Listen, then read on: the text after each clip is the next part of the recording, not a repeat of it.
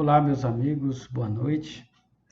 Eu sou o Marco Aurélio, sou expositor aqui do SEAC, do Centro Espírita Amor e Caridade. Eu gostaria de agradecer à diretoria da casa pela oportunidade, pela confiança de nos permitir hoje estar aqui diante de todos vocês, dividindo um pouco do conhecimento que temos a respeito da doutrina espírita. De fato, é muito gostoso estar aqui porque esse conhecimento muda a vida da gente e muda para melhor.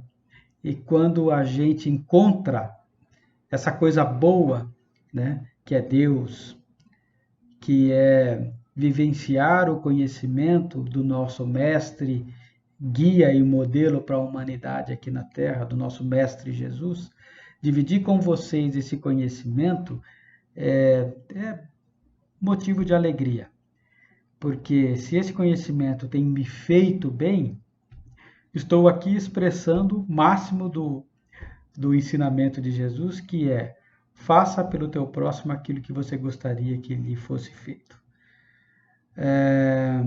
No primeiro momento, eu gostaria de convidá-los a elevar o pensamento à espiritualidade maior, lembrando-nos de que somos filhos de Deus, somos espíritos imortais, criados por Deus para evoluir no conhecimento e na moralidade, e assim sair da ignorância e um dia atingir a pureza,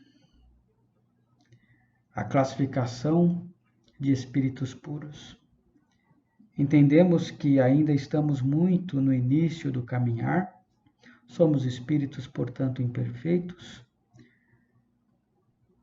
e nossos erros são reflexo dessa imperfeição. Que possamos, então, Jesus, através da oportunidade de estar aqui, buscando um pouco mais do conhecimento das suas leis, interiorizá-los com aquele desejo sincero, né, de apreendê-los e, mais do que isso, de praticá-los em nosso dia a dia lá fora, com os nossos irmãos, com as pessoas com as quais nos relacionamos nos momentos do dia a dia. Que Jesus nos abençoe, que Jesus nos fortaleça e que possamos aproveitar este momento de aprendizado. Que assim seja. Bem, meus queridos irmãos, nos encontramos mais uma vez de forma virtual, em razão da pandemia, mas o fazemos dessa forma para preservar a saúde de todos vocês, inclusive a nossa, né? Assim que for possível, nos encontraremos novamente pessoalmente. Esse momento está chegando, né? A maioria de nós tem buscado aí se proteger com o uso de máscaras, com o isolamento social, para aqueles que têm essa possibilidade, com o uso do álcool em gel, etc., né? Então, continuem praticando essas ações direcionadas ao bem-estar de cada um de nós e, ao mesmo tempo, de todos nós. E assim que a maioria de nós estiver vacinado e nos for possível, reabriremos a nossa tão querida e amada Casa SEAC Bauru. Bom, o tema de estudo de hoje, nós o encontramos lá no Evangelho segundo o Espiritismo. Deixa eu abrir aqui o meu apoio visual, né? Abri aqui o livro o Evangelho segundo o Espiritismo. Eu estou lá no capítulo 25, cujo título é Buscai e Achareis. Nós vamos entender aqui, meus irmãos, um pouquinho, né, do sofrimento humano, né? E o sofrimento humano, ele se reflete de várias formas, seja nas dificuldades relacionadas ao aspecto financeiro, à saúde, às dificuldades emocionais, a perda de um amor, de um ente querido, por que não nos referirmos à depressão, que é considerada uma das doenças do século, e muitas vezes vivenciando essas dificuldades, a gente recorre a quem? A Deus, a Jesus. Buscamos ali, no íntimo do nosso lar, né, naquele momento em que estamos ali, sozinhos, nós e Ele, Deus, nós e Jesus, né? E pedimos a solução desses problemas. Via de regra, uma solução de forma imediata, sem ao menos sequer levar em consideração os propósitos de Deus para com cada um de nós, seus filhos, né? E esses problemas que vivenciamos, na maioria das vezes, nós é quem demos causa. E não temos a humildade de enxergar assim. Por quê? E aí reside uma das causas, né, do sofrimento humano. Essa visão distorcida que nós temos da vida. A vida é muito mais do que pensamos. Sob a ótica de Deus, a vida é eterna. Sob a ótica de nós, seres humanos, ainda imperfeitos, encarnados aqui nesse plano de provas e expiações, exatamente porque somos imperfeitos, né? Todo esse sofrimento que a humanidade vivencia decorre da imperfeição de cada um de nós e da somatória das imperfeições de todos nós. O dia que conseguirmos vencer nosso orgulho, nosso egoísmo, né? O dia que conseguirmos vencer essa visão limitada da vida, que para nós é a vida que os nossos sentidos captam, né? Que é essa vida que compreende o nascer e o morrer na carne. O dia que nós compreendemos que a vida é eterna, e nos submetermos às leis organizadas por Deus e que têm por objetivo a evolução de cada um de nós e de toda a sociedade humana, né? E de toda a humanidade que habita o universo, aí nós realmente entenderemos e nos resignaremos diante das dificuldades que nos apresentam. E conseguiremos pedir a Deus, de forma adequada, realmente aquilo que necessitamos.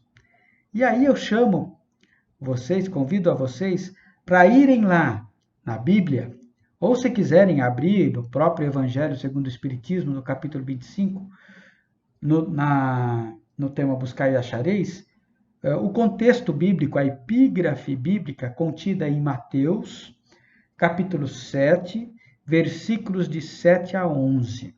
Né? Então, nós vamos ler essa epígrafe bíblica e perceberemos, né, no contexto da nossa apresentação, essa visão materialista da vida. Né? E, de acordo com essa visão materialista da vida, exercemos o nosso pedido, exercemos a nossa busca diante de Deus de uma forma que entendemos no ser necessária para a nossa felicidade circunstancial aqui na Terra. Mas não percebemos que a necessidade que achamos que é correta, que é adequada, que é justa e que é de nosso merecimento, na verdade, ela está completamente equivocada.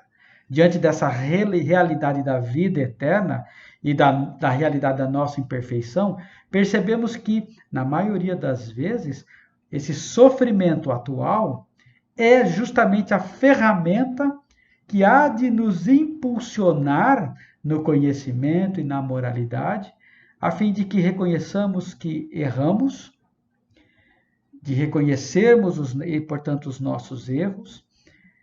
Portanto, devemos nos resignar diante dessas dificuldades, aceitá-las com resignação e adotar uma nova postura de enfrentamento e de trabalho proativo na direção contrária, né? Então, é exatamente sobre esses pontos que nós iremos discorrer aqui. Já deu tempo de vocês abrirem o texto bíblico lá em Mateus 7, capítulo 7, versículo 7 a 11, ou então o Evangelho no capítulo 25, Buscai e Achareis. Vamos lá. Encontramos aí, eu estou lendo o Evangelho, estou lendo aqui no livro Evangelho segundo o Espiritismo, tá? Ajuda-te a ti mesmo, que o céu te ajudará. Pedi, e se vos dará. Buscai e achareis. Batei à porta, e se vos abrirá. Porquanto quem pede, recebe, e quem procura, acha. E aquele que bata à porta, abrir-se-á. Qual o homem dentre vós que dá uma pedra ao filho que lhe pede pão? Ou, se pedir um peixe, dar-lhe-á uma serpente? Ora, se sendo maus como sois, sabeis dar coisas boas aos vossos filhos, não é lógico que, com mais forte razão, vosso Pai que está nos céus dê os bens verdadeiros. Vou sublinhar: dê os bens verdadeiros aos que lhos pedirem. Mateus capítulo 7, versículos 7 a 11.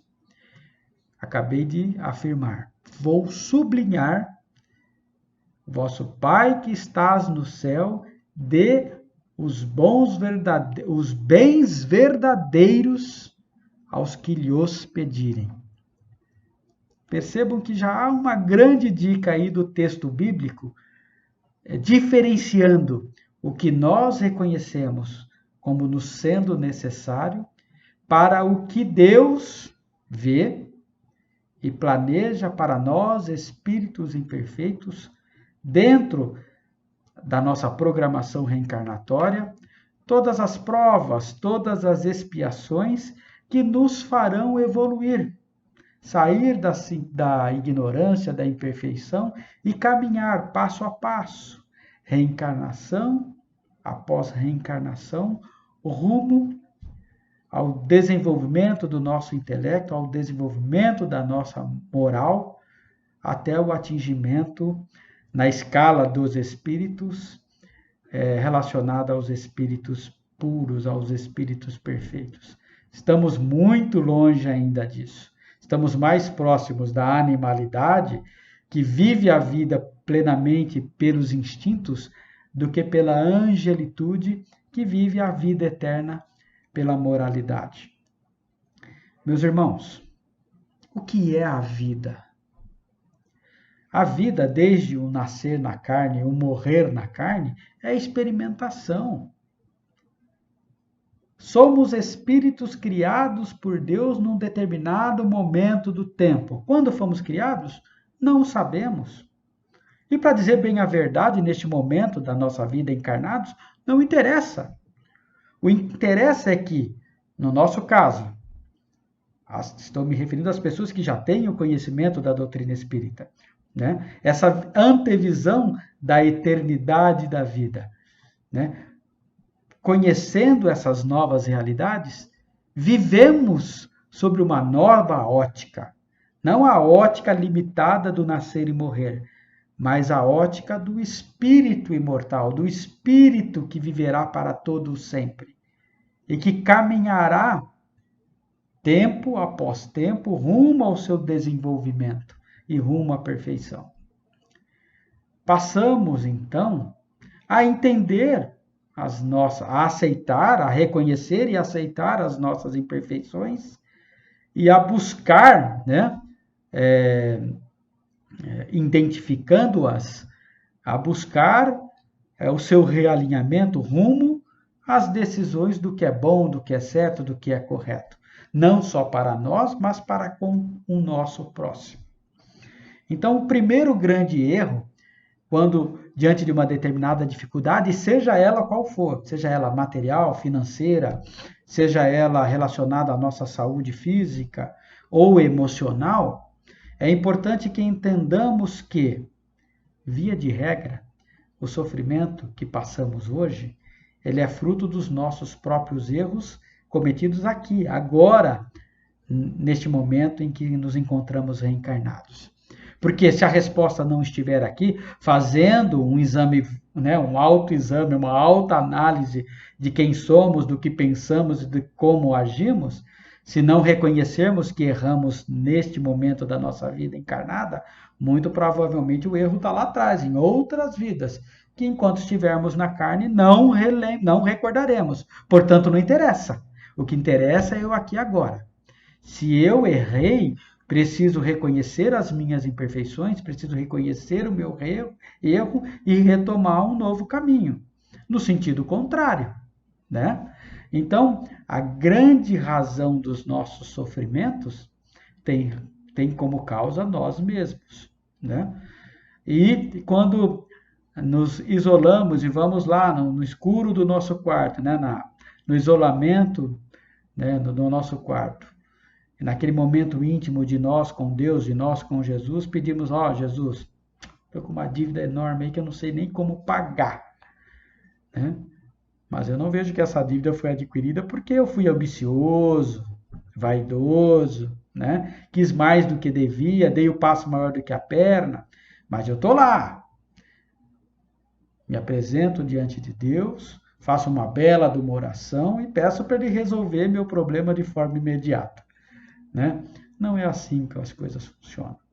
Até porque esse é o meu grande aprendizado. Se eu dei o passo maior do que a perna, não importa se seja no aspecto financeiro ou, de repente, relacionado ao aspecto da saúde, por exemplo, me perdoem a colocação aqui, mas vamos falar de uma doença grave, como, por exemplo, o câncer. Eu fumei a minha vida toda. Eu sabia que aquilo me faria mal, mas eu assumi o risco, porque fumar é prazeroso. Eu bebi demais, a ponto de danificar o meu fígado. Eu sabia que beber de forma desordenada poderia me levar a uma cirrose hepática, né? Eu sofro porque perdi o amor da minha vida. Por que eu perdi o amor da minha vida? Foi porque ela não me quer mais? Por isso que eu a perdi, né? Ou será porque eu fui egoísta, ciumento, via esse amor da minha vida como um objeto, posse única, posse exclusiva minha, né? E não entendi que o outro ser humano, essa outra pessoa, é um ser humano como eu, que tem anseios, que tem sonhos, que tem a sua própria personalidade, que tem o seu próprio conhecimento e a sua maneira de ver e de viver a vida, e eu não entendi, eu quis que ela vivesse conforme eu queria, e de repente ela percebeu o problemão, né, que ela iria enfrentar e saiu da jogada. Precisamos reconhecer essas coisas. Precisamos querer para o próximo aquilo que nós gostaríamos que nos fosse desejado e da mesma forma que ajamos com os outros como gostaria que agissem conosco. Então percebam que a maioria dos sofrimentos humanos decorre da nossa própria imperfeição, do nosso orgulho, do nosso egoísmo, da nossa vaidade, né? Então, sofremos porque ainda temos uma visão materialista da vida, né? Ser feliz é o quê? É ter dinheiro, é ter beleza, é ter posses, é ter uma casa linda, um carro novo. Nada disso é importante, porque tudo isso é passageiro. Tudo isso é passageiro. Então, do que adianta eu ajoelhar a Deus e pedir? E na maioria das vezes, né, todos nós fazemos isso. E se não fazemos, já o fizemos lá atrás. Nos ajoelhamos e Deus, por exemplo, estou com um problema financeiro aí grande. Pô, fazer uma fezinha ali na Mega Sena, pô, eu podia ganhar, né? Porque se eu ganhar, aí além de querer fazer com que Deus faça você ganhar na Sena, você ainda quer barganhar com Deus, né? Ó, se eu ganhar, eu vou fazer uma doação mensal ali para o SEAC e vou resolver todos os problemas de custo da nossa casa, né? Nossa casa precisa pagar água, precisa pagar luz, né? Tem cadeira para a gente sentar, tem ventilador, tem som, tem vídeo, tem áudio, tem funcionário, tem, né? Então, tem um custo manter a casa. Tem os serviços assistenciais espalhados por toda a periferia que demandam um volume de dinheiro muito grande. Então, Jesus, ó, se eu ganhar na cena, se eu ficar milionário, tenha certeza que enquanto eu for vivo, o SEAC vai ter as suas despesas custeadas por mim. Eu quero barganhar com Deus. E acho que isso é justo, que eu mereço. Ou então eu penso assim, ó, Jesus, se você resolver essa situação aí de dinheiro, de saúde, de amor perdido, eu vou ficar um ano sem beber cerveja, sem comer o meu tão prazeroso churrasco, né? Sem tomar Coca-Cola, né? A gente entra naquela questão do jejum, né? Como se aquilo fosse um grande sacrifício e como se Deus ou Jesus precisasse desse sacrifício. Não, Jesus não precisa de barganha, Jesus não precisa de negociação, né? Deus, da mesma forma. O que Deus quer para todos nós é a felicidade plena. A felicidade plena não se encontra aqui na Terra porque nós somos imperfeitos. A nossa imperfeição, via de regra, é fruto do nosso egoísmo, do nosso orgulho, né? Por isso somos imperfeitos. A vida nos é dada por Deus para que possamos experimentá-la com todas as suas nuances, ora acertando, ora errando, né? Mas o importante é buscar sempre o bem. E o bem, ele está delimitado exatamente naquilo que me traz prazer. Eu gosto de morar bem, de comer bem, de passear, de frequentar uma boa escola, de possibilitar uma boa educação para os meus filhos. Você gosta, mas toda a humanidade tem esse direito. O dia que nós deixarmos de lado o nosso egoísmo, o nosso orgulho e vivemos realmente as máximas de Jesus, o amor ao próximo, o fazer pelo outro aquilo que gostaríamos que nos fosse feito, esse mundo vai ser o céu, né? Viveremos plenamente a felicidade, a igualdade, a fraternidade, a caridade. Aliás, Deus não é a inteligência suprema, a causa primeira de todas as coisas. A Terra tem condições de dar subsistência a toda a humanidade encarnada. Isso só não acontece, e quando eu falo de subsistência, eu estou falando de alimento, né? O conhecimento humano hoje pode, né, solucionar todo e qualquer problema relacionado à vida em sociedade. Basta deixarmos de lado o orgulho e o egoísmo. Fácil fazer, porque somos imperfeitos. Mas lá nos mundos celestes divinos se vivencia o amor fraterno. Vale lembrar que estamos submetidos a duas leis: a lei do trabalho, desde o sempre. Deus trabalha por toda a eternidade. As criaturas de Deus trabalham desde o momento em que foram criadas. Então não adianta eu me ajoelhar a Deus e pedir para que Ele solucione num passe de mágica e de forma imediata os meus problemas. Estamos submetidos às leis universais, às leis morais, a leis que fazem com que o espírito evolua no seu conhecimento, né? Num primeiro momento, o trabalho, né? Nós saímos lá das cavernas, né? E vivendo a vida, desenvolvendo o nosso intelecto, nós fomos desenvolvendo ferramentas que solucionavam os problemas que iam aparecendo, né? E saímos da idade das cavernas para o mundo moderno. A ciência evolui a passos largos e ela tem por finalidade buscar as soluções diversas que a vida em sociedade nos apresenta, seja no aspecto material, seja no aspecto da saúde, da educação. O homem tem evoluído muito no intelecto, no aspecto intelectual. É o primeiro passo. o suprimento das nossas necessidades físicas, do comer, do que ter o que comer, do que ter o que vestir, do ter onde morar, do buscar uma assistência à saúde, do buscar a educação adequada e necessária, a evolução cultural, né? E a evolução do intelecto da sociedade humana. Tudo isso impulsionado pela lei do progresso. Ninguém escapa à lei do trabalho. Então não adianta ficar em casa esperando que os benefícios do divino recaiam sobre nós sem que façamos nada. Estamos todos submetidos à lei do trabalho, porque ela desenvolve o nosso intelecto e soluciona todos os problemas que se nos apresentarem.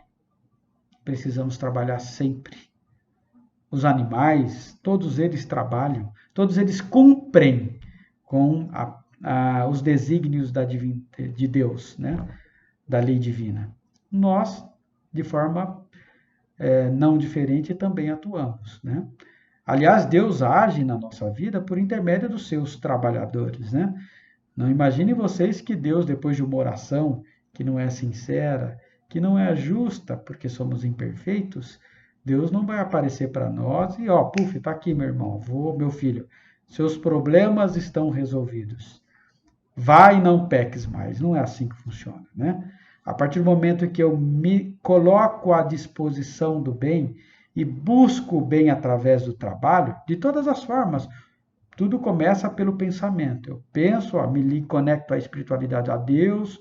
Olha, eu sei das minhas imperfeições, sei que eu errei aqui, sei que eu errei ali, por isso eu estou com dificuldade material, sei que eu fumei, sei que eu bebi, por isso eu estou doente, sei porque eu fui egoísta, por isso que eu perdi o amor da minha vida. Tá, a partir de hoje eu vou mudar. Mas eu preciso do teu auxílio, Senhor, meu Deus. Eu preciso da intuição, das forças necessárias ao enfrentamento da vida.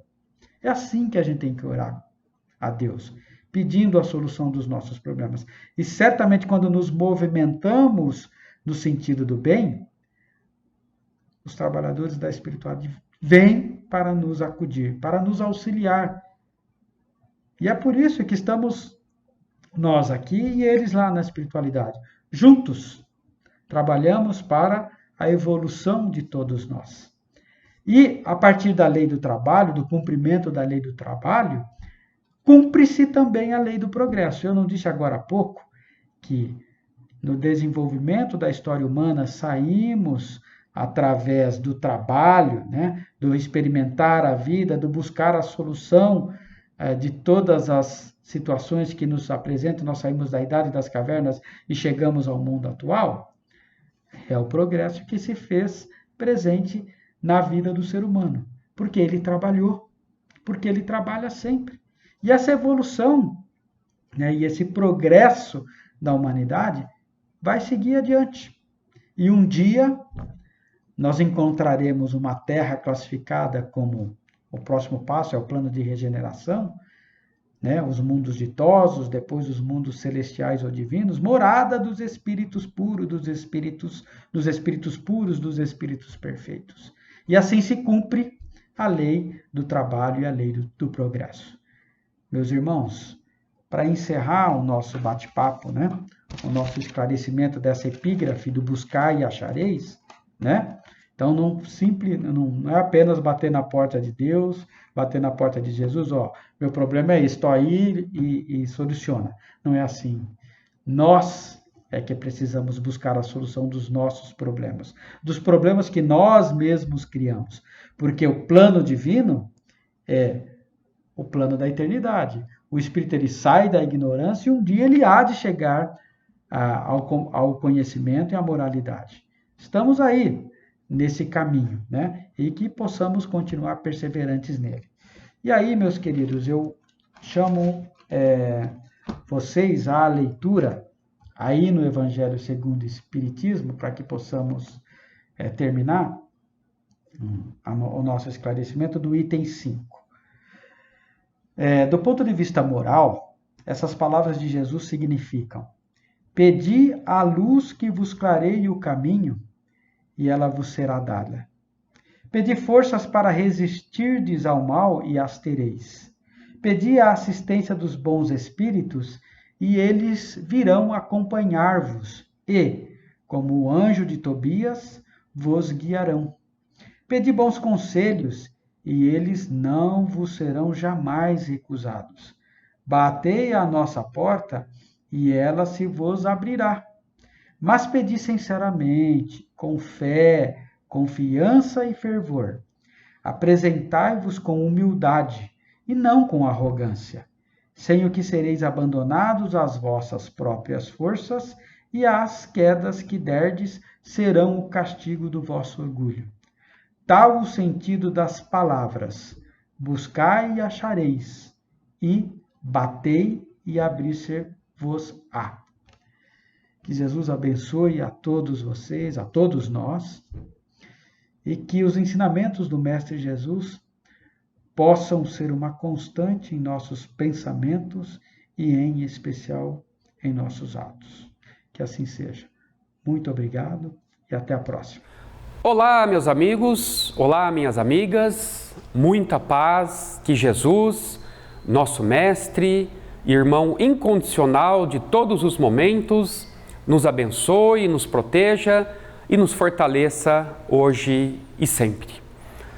Meus amigos, nós hoje aqui estamos para conversarmos com vocês em torno de um assunto que é objeto do nosso cotidiano.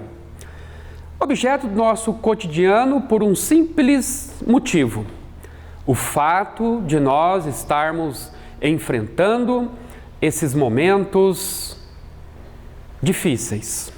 Sim, todos hão de convir que são momentos difíceis pelos quais a humanidade, de uma forma geral, está enfrentando por conta dessa pandemia que, graças a Deus, já está aí dando sinais de que está se tornando algo que vai ficar para a nossa história.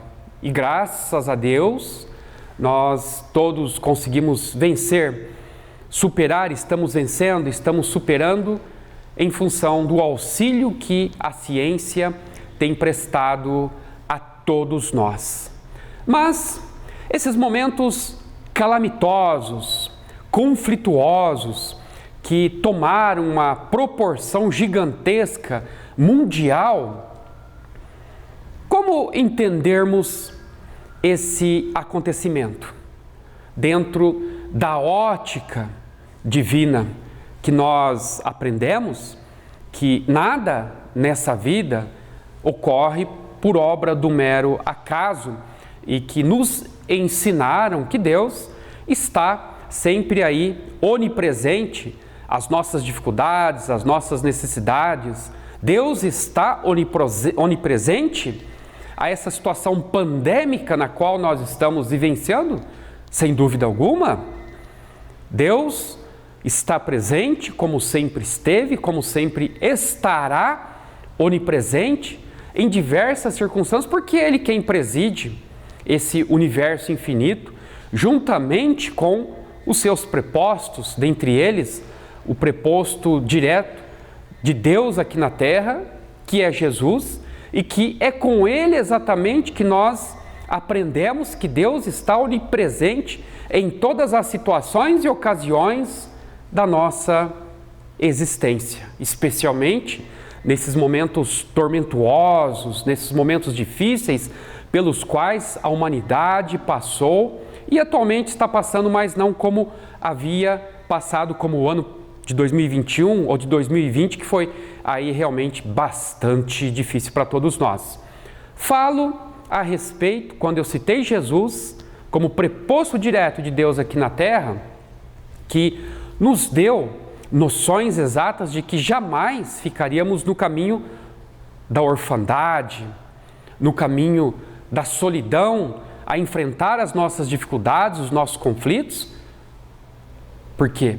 Se nós formos ali, no Evangelho de Mateus, capítulo 24, dos versículos 1 ao 52, então vocês vão ver que é um texto longo, comprido, mas cheio de informações para podermos entender o que nós estamos enfrentando na atualidade. Se isso tem algo de previsível dentro da ótica celeste, se esse acontecimento tem a onipresença de Deus. E nós vamos ver que sim, que tem, minha gente. E não nos esqueçamos de que esse texto de Mateus, do capítulo 24, versículos 1 a 52, uma vez conjugado com o capítulo 18, que é o último capítulo da obra A Gênese de Allan Kardec, especialmente nos itens 32 e 33, tem uma grande conexão e que nós então conseguiremos entender o porquê dessa situação que o mundo está experienciando na atual conjuntura. O que diz Jesus aí nesse capítulo 24? E curiosamente, o título atribuído a esse capítulo é intitulado o Sermão Profético. Exatamente, o Sermão Profético. É que Jesus, segundo a narrativa do evangelista Mateus, ele estava saindo do templo de Jerusalém. E alguns discípulos barraram Jesus e disseram: Mestre, olha o templo de Jerusalém. Olha a grandeza, a beleza desse templo. E aí Jesus disse o seguinte: uma coisa eu vos digo, não ficará pedra sobre pedra que não será derrubada. Os discípulos ouviram aquilo, guardaram aquela informação de Jesus, porque eles não entenderam e queriam uma explicação. E posteriormente, quando Jesus já estava ali próximo do vale do Getsemane, eles voltaram à carga e perguntaram: Mestre, o senhor poderia nos explicar o que o senhor quis dizer com aquela sua fala de que não ficará pedra sobre pedra quando nós nos referimos à grandeza do templo de Jerusalém? E Jesus então diz o seguinte, em tom profético, por isso que é considerado o sermão profético. Ele diz o seguinte: vocês precisam entender que diversos acontecimentos prenunciadores do fim de uma etapa na vida da humanidade irão acontecer. Serão sinais dos tempos. Jesus, minha gente, vamos entender bem, não disse final do mundo. Nós temos que entender como final de uma época, de uma era, que traria sinais indicativos de que uma fase estaria por ruir e outra emergir e outra surgir. Então ele disse o seguinte: nesse tempo, os sinais indicativos do final de uma era, de uma etapa da humanidade, consistirá na vinda de falsos cristos, falsos profetas, que irão enganar a todos. Não quer significar necessariamente que vai espocar, que vai surgir aqui, ali ou acolá figuras crísticas, se passando por Jesus. Mas quando ele quis dizer que vai surgir falsos profetas, falsos cristos, é num sentido amplo, geral. O que nós vemos nesse enorme nicho que é a internet? Muitos prometedores de felicidades mirabolantes são os falsos profetas, os falsos cristos, que enganam a humanidade com suas propostas tentadoras. E Jesus disse o seguinte: Vão surgir então, em todos os quadrantes, esses falsos profetas, esses falsos cristos. Observem bem, e ele diz o seguinte ali, textualmente, Mateus: não é o fim. Olhem só, não é o fim. Não é o fim ainda de uma etapa da humanidade, de uma era. Não é o fim. E ele diz mais: então surgirá pestes, fome, cataclismas, terremotos em várias partes do mundo, guerras entre nações. E ele diz: ainda também não é o fim, é o princípio das dores, é o princípio das dificuldades. Olhem só, em 2 ocasiões Jesus diz: não é o fim, ainda não é o fim. Se Jesus estivesse se referindo ao fim do mundo, ele não teria, ao fim do mundo enquanto planeta, se ele tivesse dito que o mundo enquanto planeta iria aí ser eliminado por vez, o fim do mundo, ele não teria dito o que nós vamos dizer agora. Ele não teria dito o seguinte para os seus apóstolos: e as coisas ficarão tão difíceis que o amor vai se esfriar no coração das criaturas. Olhem só, as dificuldades serão tão avassaladoras que muitos irão perder a noção do amor, da solidariedade. Mas aí ele nos diz: mas eu vos digo, aquele que perseverar até o fim, conquistará a felicidade, vencerá, superará. É ele nos estimulando, apesar desses momentos conflituosos, difíceis, que às vezes acabam fomentando em nós a projeção de nossa ancestralidade errática, selvagem, agressiva, porque nos momentos de crises é onde nós vemos, como dissera o filósofo e historiador Leandro Carnal, é nos momentos de crise que nós conhecemos os virtuosos e os patifes, exatamente.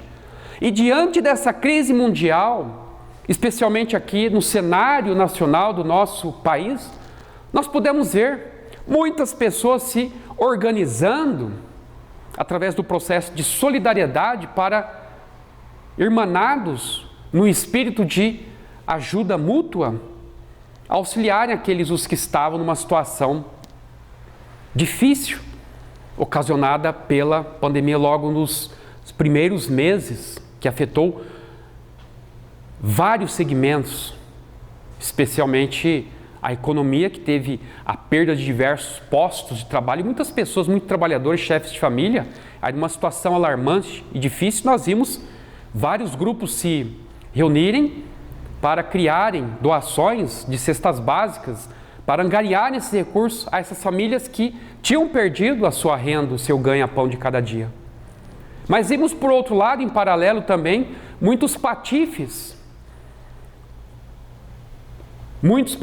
que se aproveitaram dessa situação para gerarem mais sofrimento e dor no coração das criaturas. Então Jesus já nos dizendo nesse sermão profético que o mal iria campear de uma tal forma, as dificuldades serão tão avassaladoras que muitos iriam esfriar o seu amor, a sua solidariedade. Mas ele nos propõe a seguirmos adiante, a não deixarmos que esse amor esfrie em nós, porque nós venceremos, disse ele. E disse mais ainda, que num determinado instante, num determinado estágio, o seu evangelho, a sua boa nova, haveria de ser difundida para todo o mundo. Olhem só, que a sua boa nova, o seu evangelho, os seus ensinos haveriam de ser difundidos para todo o mundo. E observem que curioso que o mestre fala: eis chegado o fim. Como assim? Como assim é chegado o fim?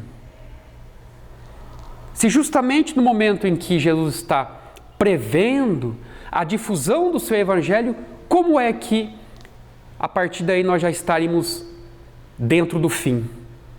Olhem só, gente, que palavras lindas de nosso Senhor Jesus Cristo nos dizendo que haveriam guerras, rumores, fomes, pestes, falsos profetas, falsos cristos, esse cenário balbúrdico, difícil.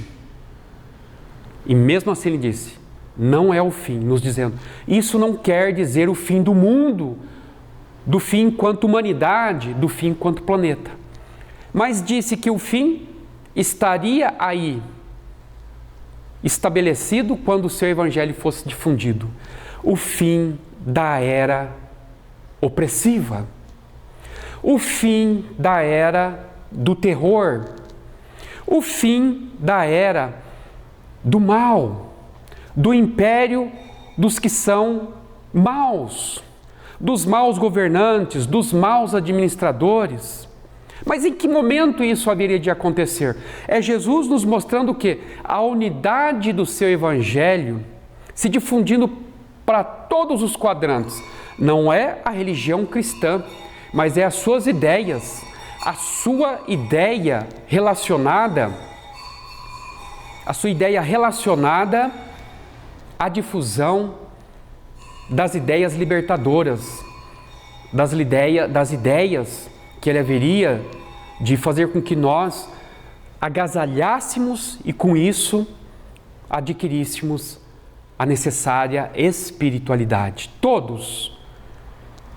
Mas se isso não é o fim, é o que então? É o fim da era do terror.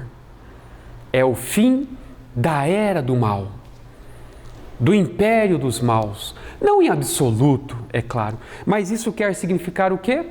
Vem-nos à mente, e acredito que na mente de vocês também, nossos ilustres ouvintes, deve ter vindo então que esse fim a que Jesus se reporta, esse fim de uma etapa, de uma era, e o nascimento de uma outra era, com a difusão e unidade do seu evangelho, nós entraríamos na fase regeneradora da humanidade. Isso mesmo, na fase regeneradora. Segundo nós vimos ali no capítulo 3 do Evangelho segundo o Espiritismo, nós aprendemos aí justamente nesse capítulo que trata de há muitas moradas na casa do Pai, nós vemos textualmente o codificador nos informar as 4 categorias de mundos. E a que nos interessa de perto é os mundos regeneradores. Então, quando Jesus disse aí em Mateus capítulo 24, que quando o seu evangelho estivesse sendo difundido para todos os quadrantes e que haveria mais paz, mais irmandade, mais solidariedade, mais espiritualidade entre os povos de todas as nações, é o período que ele já está prefixando no seu sermão profético como uma etapa importante de avanço na humanidade, na qual esse mundo velho iria acabar, iria ficar tão somente na história, para ceder ao surgimento de um novo mundo, um mundo de regeneração, que não sabemos exatamente quando isso ocorrerá, mas já está acontecendo. Porque se nós formos ali no Evangelho, no livro A Gênese de Kardec, capítulo 18, ali nos itens 32 e 33, nós vamos ver o seguinte, que os sinais identificadores, e esse capítulo 18, Kardec registrou-o sob o seguinte nome, título, Sinais dos Tempos, ou seja, dos tempos de mudança. E esses tempos que nós estamos vivendo na atualidade, com essa pandemia causada pelo Covid-19, é os sinais dos tempos a que Jesus se referiu no seu sermão profético e aos sinais dos tempos que Kardec estudou aí no capítulo 18, nos mostrando que os sinais indicativos dessa ruptura do mundo velho, do término desse mundo, do fim desse mundo antigo, desse mundo de opressão, desse mundo de crimes generalizados, desse mundo de patifaria, desse mundo de terrorismo e de maldades sem fim, haveria de extinguir-se e tornar obra do passado, da história. Kardec então nos informa que os sinais identificadores, semelhantemente a que Jesus quis dizer no seu sermão profético, são as grandes catástrofes sociais. E o codificador chega a dizer que não serão necessariamente a ocorrência de fenômenos cataclísmicos naturais, fenômenos esses relacionados à climatologia, tão somente como um sinal identificador da ruptura de uma era antiga, mas sim as convulsões sociais. Convulsões essas motivadas, inclusive, por acontecimentos de natureza globalizada, generalizada, mundial. E ele chega, Kardec, inclusive, a fazer menção a processos, inclusive, relacionados a doenças de caráter mundial. E o que nos vem à mente, minha gente? Senão a existência de um acontecimento que nós estamos presenciando e já fazia muito tempo que não tínhamos uma pandemia tão marcante quanto essa que acabou por influenciar todos os países, todas as nações indistintamente. E essa morte, esse desencarne em massa desses mais de 4 milhões de almas que aportaram para o plano espiritual, como entendermos essas mortes? Kardec, aí nesses itens 32, 33, especificamente no item 32 desse capítulo 18 da obra A Gênese, ele nos mostra o seguinte, que nesses momentos identificadores dos sinais do fim de uma época, de uma era e o nascimento de uma outra, haveriam sim desencarne em massa. E o que nós vimos com essa pandemia? Até o momento sabemos que são mais de 4 milhões de irmãos nossos que voltaram para o plano espiritual e nunca mais voltarão? Não.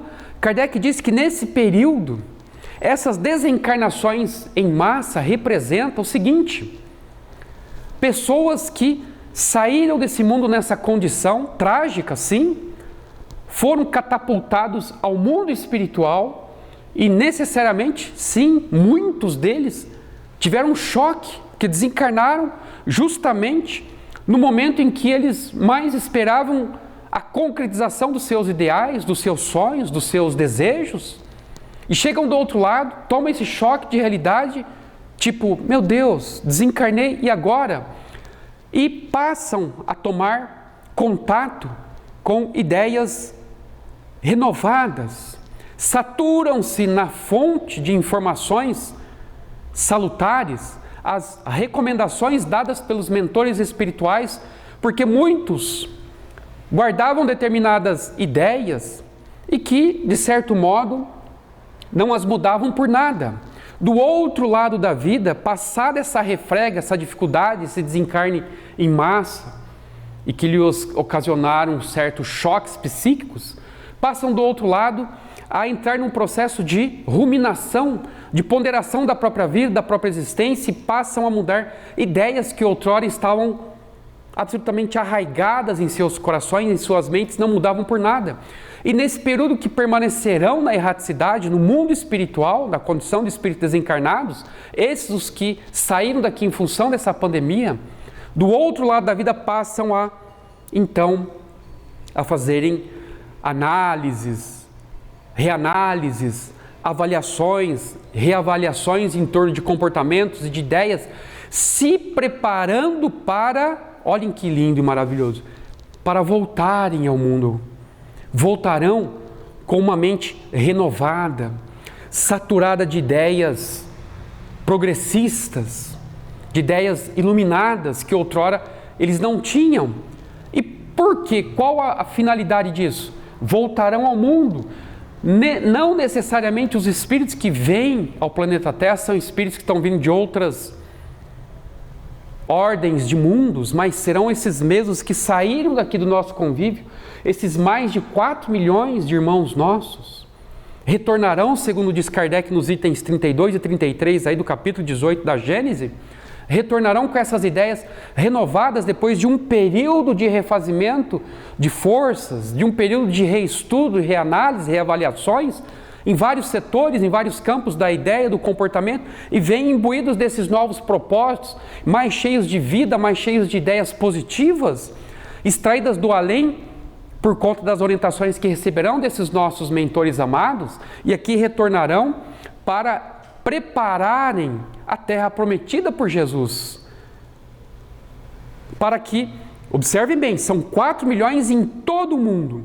Eles bebericarão, ou seja, beberão nas fontes fecundas das informações renovadas, dadas pela alta espiritualidade, e retornarão, porque são 4 milhões de todo o mundo, retornarão novamente aí para as suas nações, para os mundos de onde eles saíram por conta dessa pandemia, e retornarão com novas ideias e vão difundir o quê? Aí nós vemos cumprir-se ali nos versículos 51 e 52 do capítulo 24 do Evangelho de Mateus, o que o Cristo havia dito, que quando os meus ensinos se difundirem para todos os povos, para todo o mundo de uma forma geral, haverá mais paz, haverá mais compreensão, mais entendimento.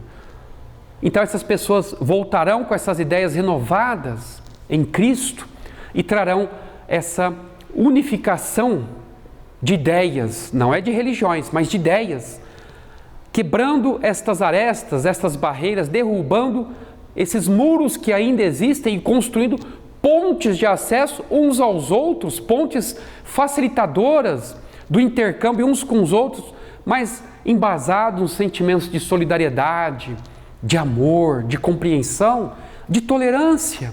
Então, o que nós estamos vendo na atual conjuntura, esses momentos difíceis pelos quais nós estamos passando, é um momento fomentador do progresso. E Kardec diz que isso vem para fazer com que a humanidade progrida, e nunca mais seremos aquela humanidade de fevereiro de 2020 para trás.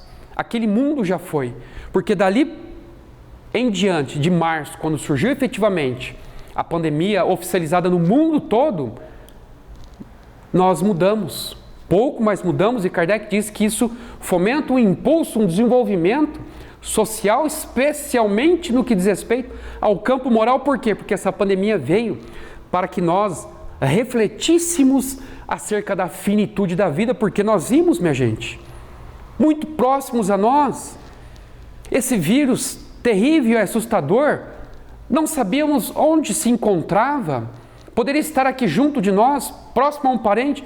Quantos de nós não tivemos um parente, um amigo, um conhecido que não partiu em consequência desse vírus? Então, diz Kardec que esses grandes acontecimentos de natureza generalizada, globalizada, têm por finalidade fazer com que nós reflitamos e comecemos a dar impulsos noutro sentido. E que outro sentido seria esse? O sentido de nosso progresso moral, tornarmos-nos melhores, mais tolerantes, mais compreensivos, menos geniosos, menos orgulhosos, menos egoístas. E isso, de certo modo, essa pandemia veio para nos dar essa lição. E esses desencarnes massivos de mais de 4 milhões de almas no mundo, conforme diz o codificador aí no capítulo 18, eu repito, tem por meta estabelecer um processo desse desencarne coletivo a esses espíritos de todos os cantos do nosso mundo que desencarnaram, para irem para esses planos celestes, retemperarem suas ideias, seus comportamentos, seus entendimentos, e vão voltar novamente com ideias progressistas para ajudarem no processo de implantação desse mundo de prova, desse mundo de regeneração, ao mundo regenerador que todos nós estamos esperando. É claro que não podemos estabelecer datas. Isso daí causa problema em termos de balbúrdia, porque nós pensamos, vai surgir hoje? Vai surgir amanhã, daqui 10, 15, 20 anos? Não sabemos.